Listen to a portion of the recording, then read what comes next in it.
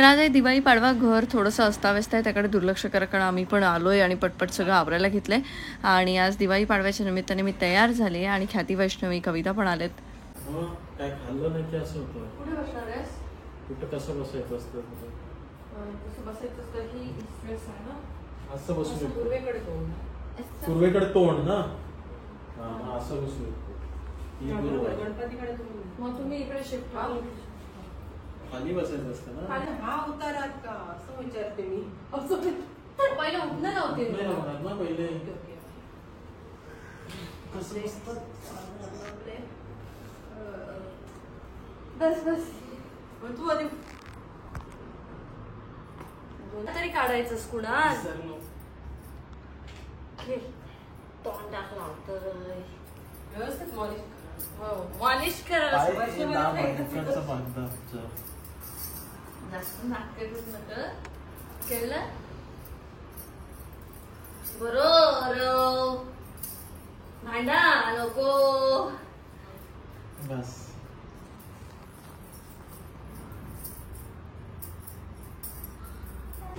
कसा असस कविता? काय गो कव्या बरा असं.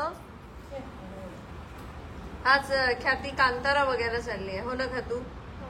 म्हणजे आधीचा कांतारा बघितलायस तू? आधीच नाही माहित ना, पण तिला बघायचा होता कांतारा, तिलाच बघायचं होतं हो की नाही कांतारा? आता इकडे आलं तुला सांगते मला हे करायचं ते करायचं.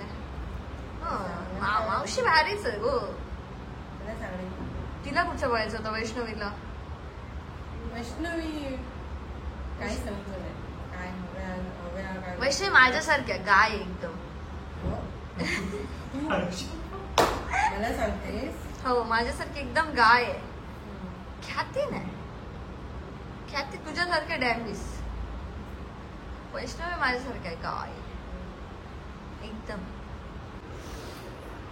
तू काय बोललो? काय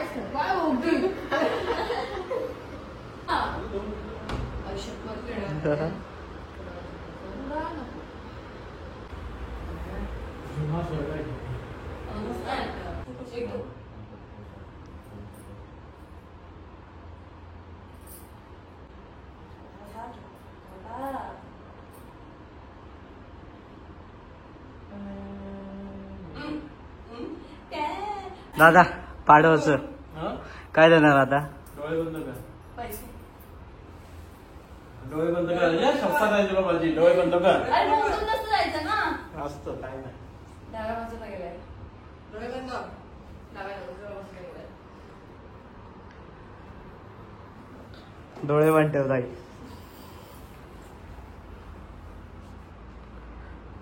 त्याच्यात ठेवायचं असतं. उघड. कुठून आणलास आणि कधी आणलास? पण आता आहे ना ह्याच्यात जे काय आहे म्हणजे फोन नाहीये. बघ आता काय आहे. पण त्याच्यात तुला इमोशन्स महत्वाचे की हे महत्वाचं आहे सांग मला. इमोशन्स महत्वाचे. हे तर मला घ्यायचंच होतं. आता तुला कोण आहे? पण कवर तर तेच आहे. मग नाही कवर नाही. माझी पीन आहे. कसा नीचे शिरवे दे खरी ओळणी सांग. परत एकदा डोळे बंद कर. मग परत एकदा कर. डोळे बंद कर. डोळे तर बंद कर. बॉक्स वरून वाटतं का ताई तुला नवीन? डोळे तर बंद कर. फ्रंटनी बॉक्स बघ.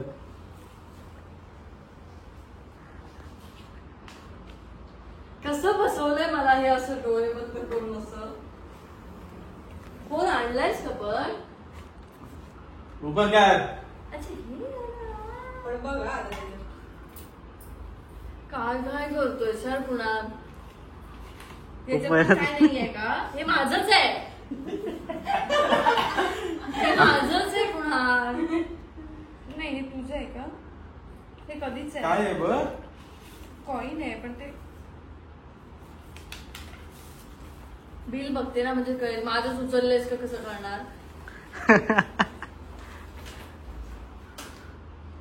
दिवा दिवा आहे. कधीच आहे बघ. कोणाला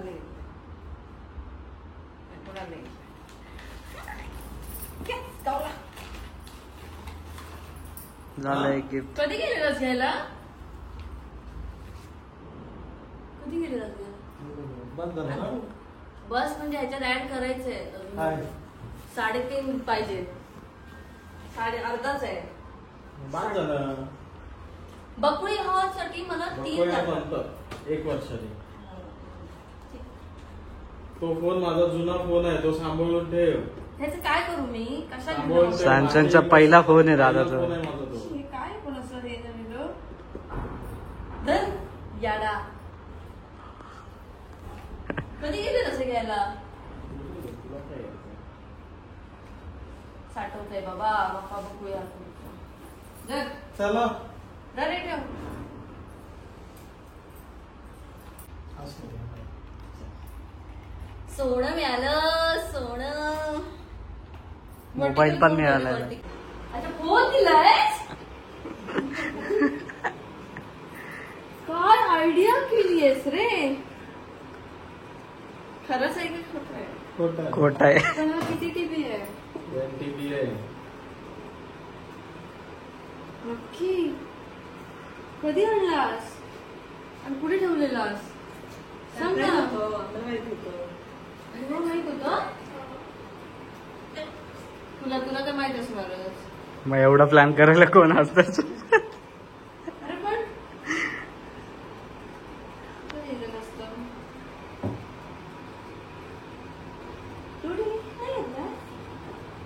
चार्जर कुठे?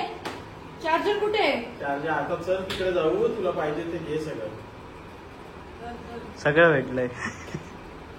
खराच फोन आहे हा बॉडी वगैरे. काय म्हणजे मी देऊ शकत पण इथे नाही काहीतरी तसं. वेगळं का लिहिलंय? आधी बिल बुक केलेलं होतं येडे. अच्छा ओके. अजून काय आहे? थांबू. जा आता. साडी बदलत जाते मी नाटक करू नको. खरंच आहे ना हा फोन?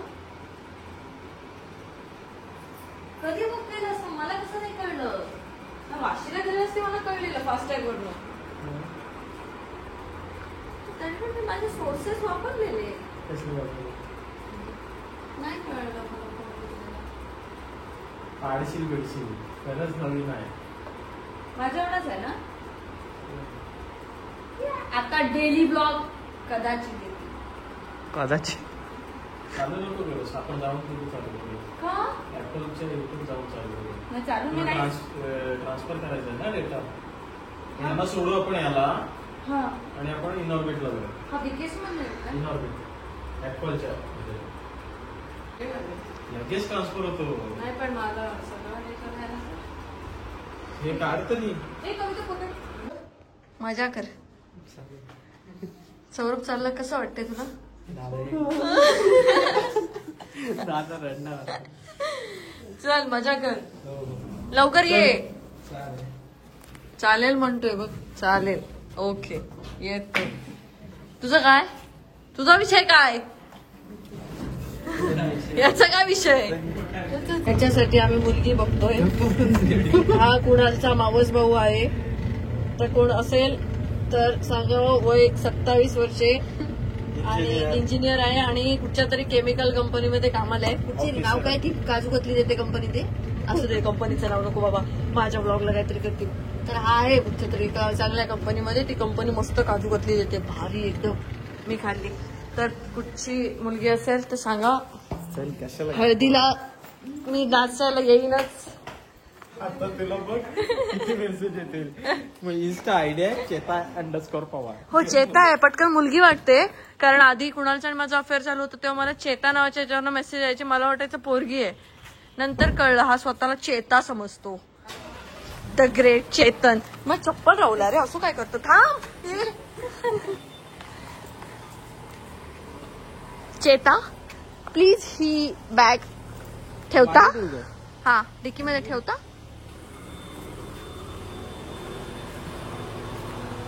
नवऱ्यानं मग काय फोन दिला ना? पिस्ता नाही.